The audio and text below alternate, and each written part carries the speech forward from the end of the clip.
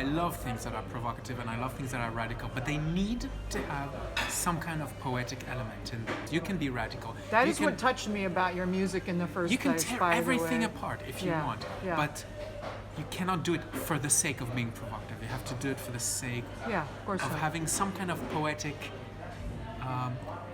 imaginary, personal element. This needs to be there in your music or your art. Yes. If you're just being provocative because you feel that it's cool, you're doing something wrong. Oh, that's always stupid. And only a young student would think that. Beautiful is not an end. It's a means to go much, much further beyond. To open the mind. To me, the perfect kind of concert would be where the radical and the poetic can meet in the middle. And that's why I think you're so special, though, because I think very few people can engineer that meeting of two worlds.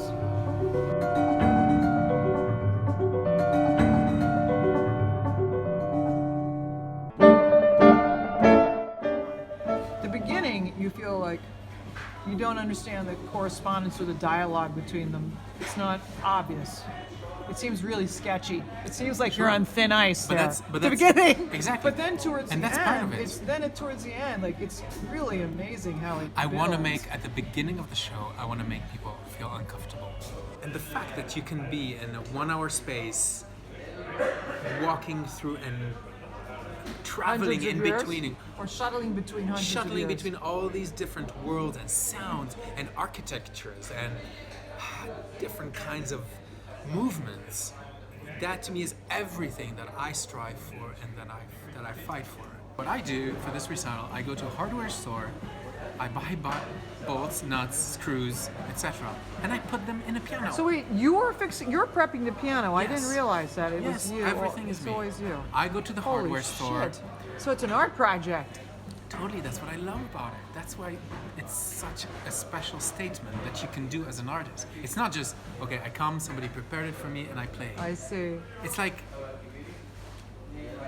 you make it your own. You go to the hardware store, you pick the pieces of rubber that you want and the pieces of wood that you want, and he actually helps you. He tells you. By the way, how many pieces of stuff did you stick into that piano? About 40, 45, I would say. How long? Okay, so this morning. I came to prepare the piano. I came to the Wigmore Hall at around 9 a.m.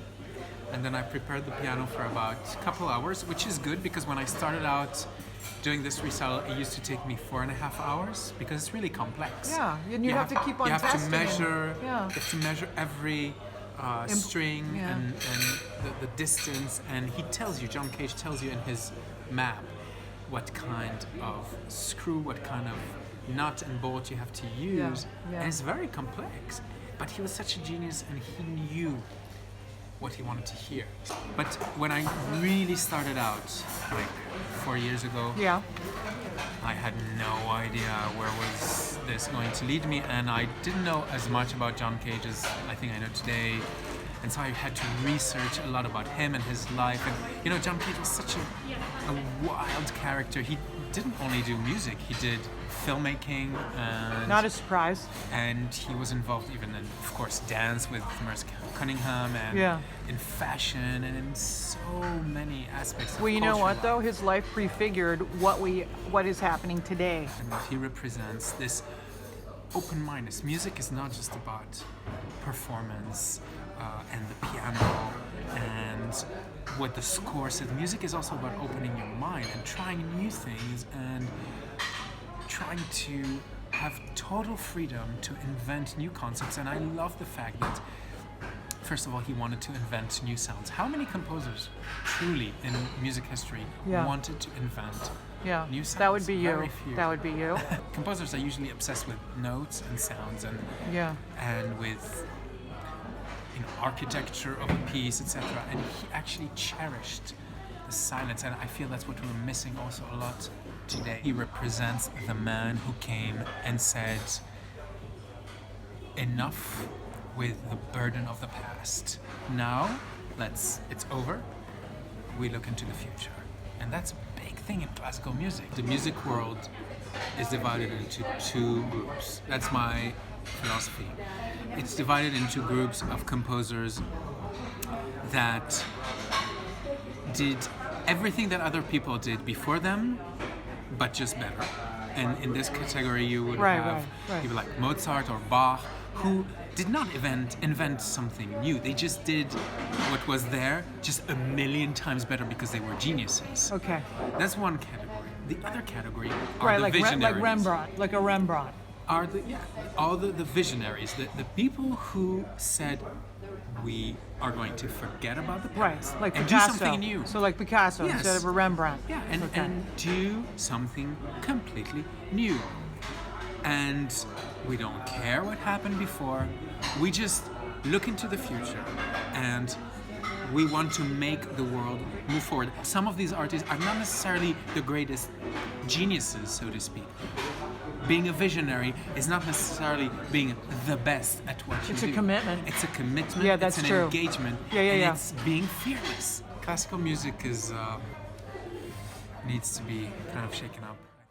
Orchestra world is based on very old 19th century oriented kind of concepts where you have to dress up with, a certain way. Yeah. And it just tires me how the orchestra world in general can be so conventional. So so hidebound. every orchestra, So rule-based. It's still kind of a habit in the classical world to have big intermissions and people go eat and drink, and in between every piece people clap.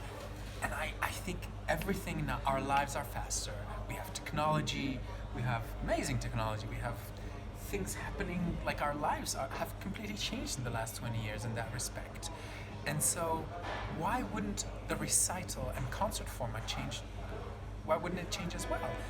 The recital that you saw at the Wigmore Hall in London today was a 60-minute non-stop recital with no applause. That was amazing, by the way. In the middle. Really kind of to the point, and we get rid of I think we need to do that. You're right. Without all the pomp and ceremony. Yes, no need for ceremony. It just becomes soporific. That's what happens. Even like the most hardcore classical music lover gets sleepy. Okay, what else can we do? Get personal. Get personal. When we go to conservatories and music schools when we're young, what our teachers teach us, don't be personal. Do things that other people have done already. Do things that are grand and big and pompous. And we forget that at the end of the day, what somebody that comes to a concert wants more than anything else, I believe, is the artist to get personal and down to earth.